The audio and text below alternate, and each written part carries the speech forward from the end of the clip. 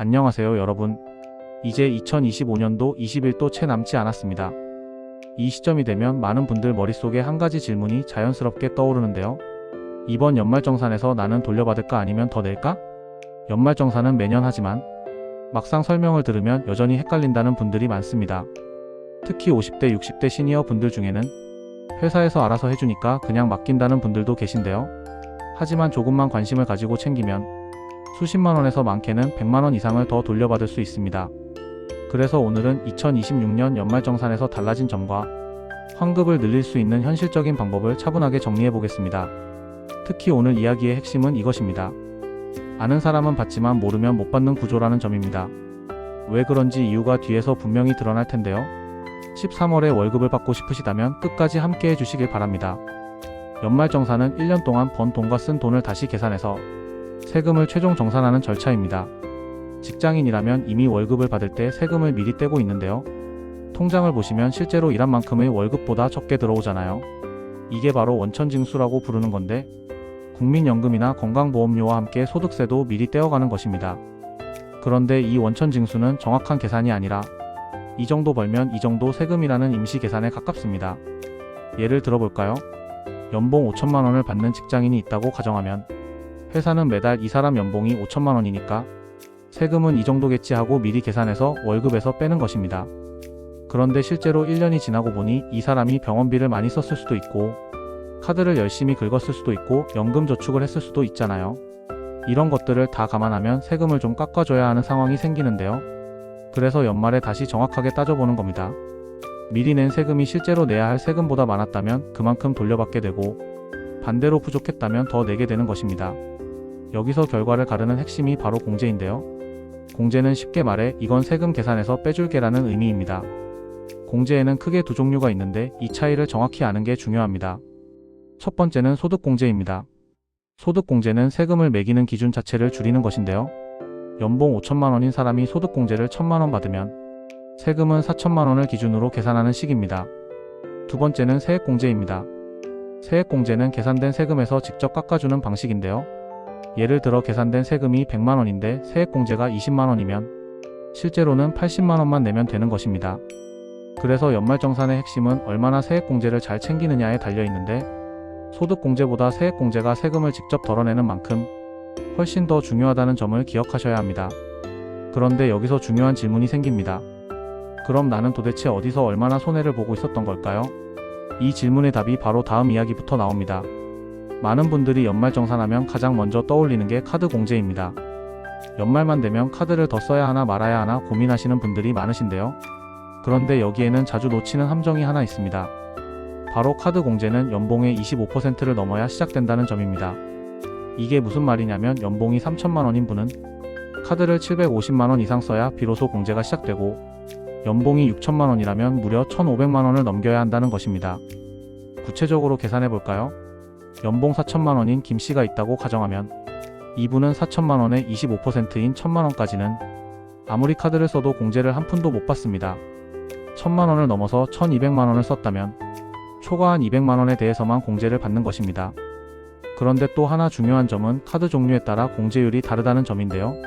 신용카드는 15%이고 체크카드나 현금 영수증은 30%입니다. 아까 그 김씨가 초과한 200만원을 전부 신용카드로 썼다면 200만원이 15%인 30만원을 소득공제 받는 것이고 체크카드로 썼다면 200만원의 30%인 60만원을 소득공제 받는 것입니다.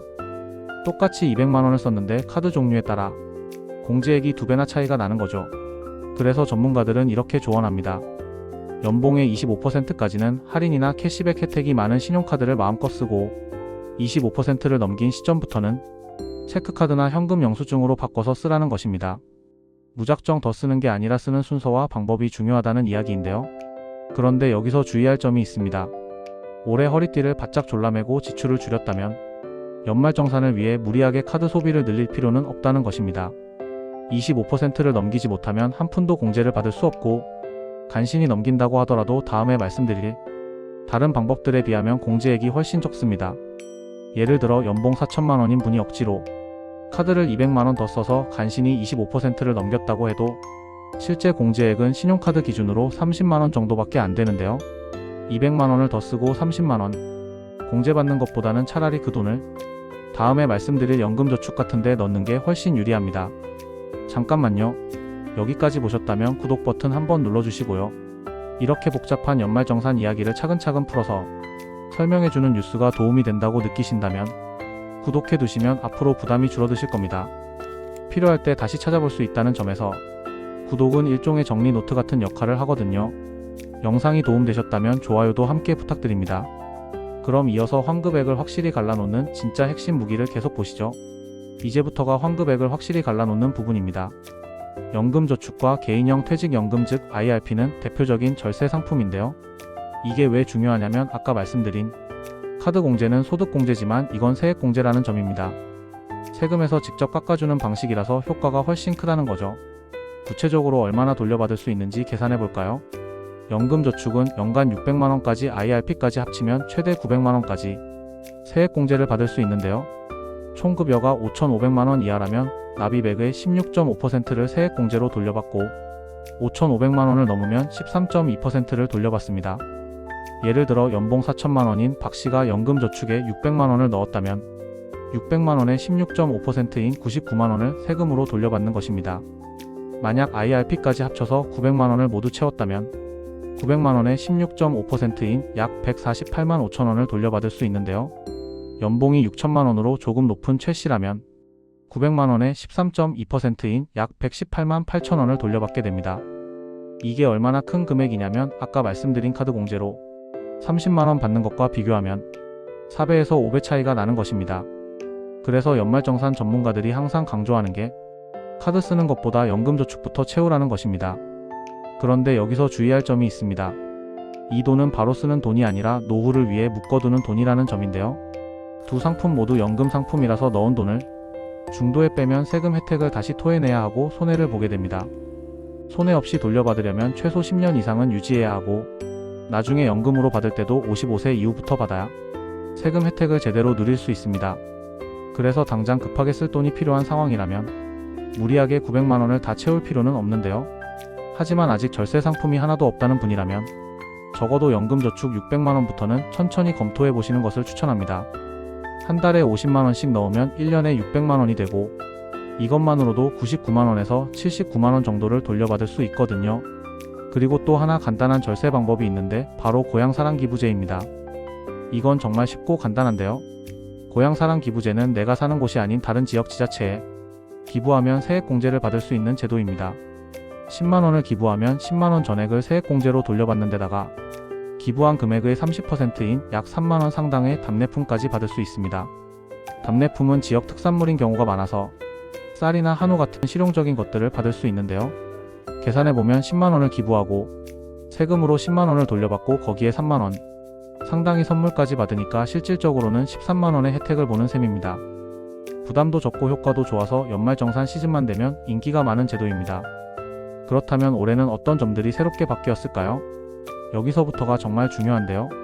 올해 바뀐 내용을 모르면 받을 수 있는 돈을 못 받고 지나칠 수 있습니다. 이제 올해 꼭 짚어야 할 변경사항을 보겠습니다. 올해 연말정산의 가장 큰 특징은 무주택자와 다자녀 가구, 그리고 신혼부부를 위한 공제가 대폭 확대됐다는 점입니다.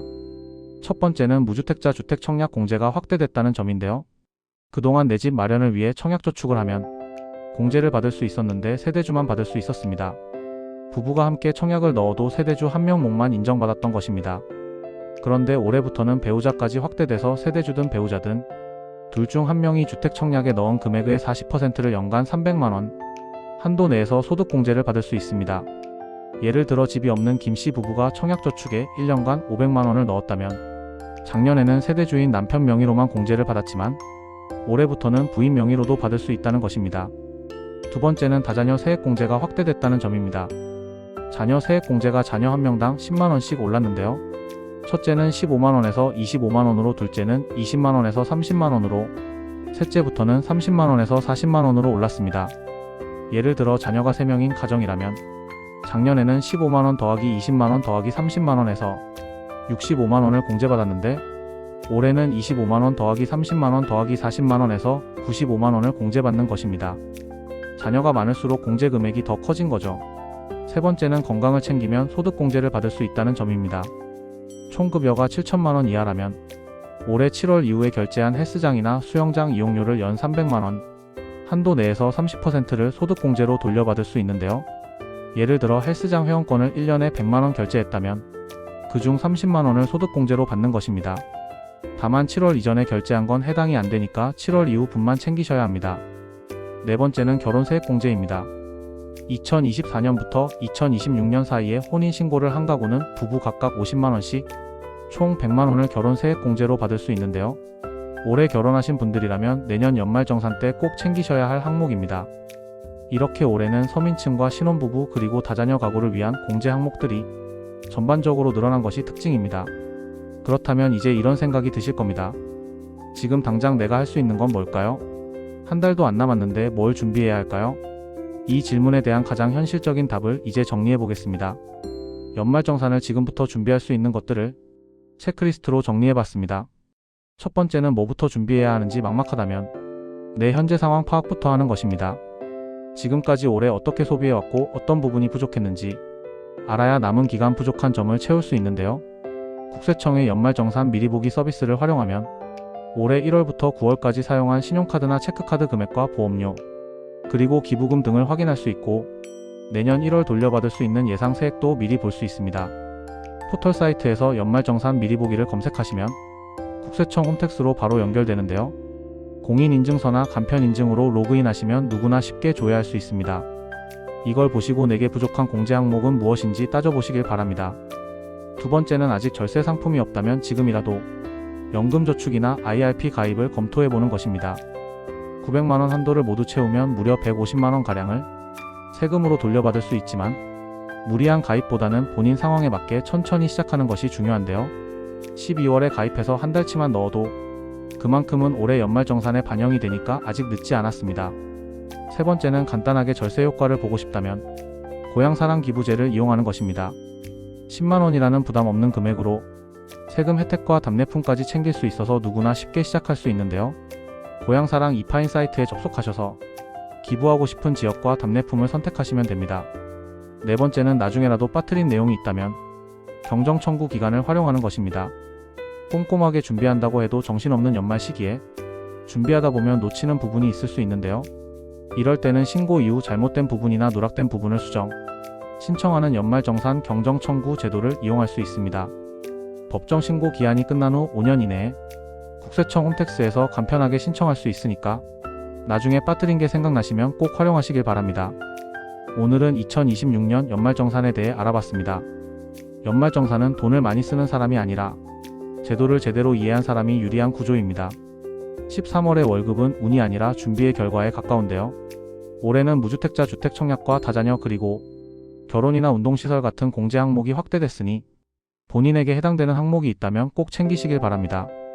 본격적으로 연말정산이 시작되는 내년 1월 15일 전에 국세청 연말정산 미리보기로 부족한 공제 항목을 확인해서 지금부터라도 채우시고요.